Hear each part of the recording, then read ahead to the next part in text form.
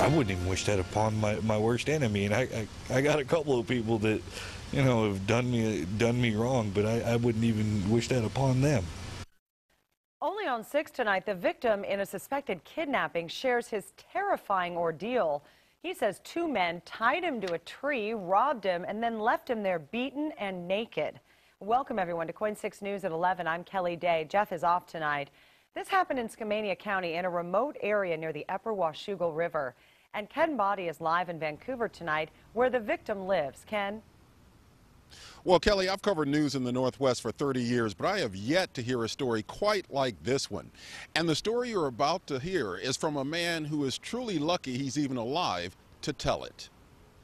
After they left, I just wish they had just killed me, because that was the worst pain ever. 27-year-old Robert Downey of Vancouver considers himself lucky to be alive after Skamania County deputies say he was kidnapped, robbed, and left for dead in the woods near Washougal.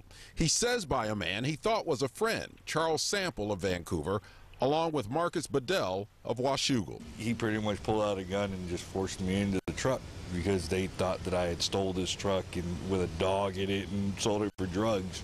They took me up at gunpoint and held me all day, dude. It was crazy. They hit me with brass knuckles and everything. But he says they weren't done. They decided to pull out a shovel, made me dig my own hole, and they zip tied my hands and beat the crap out of me.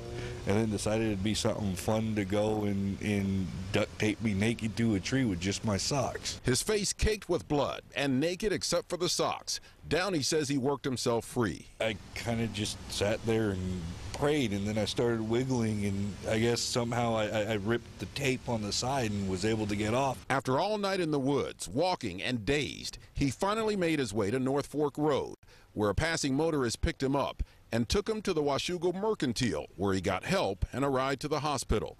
But he'll never forget how he nearly lost his life that night. It was devious.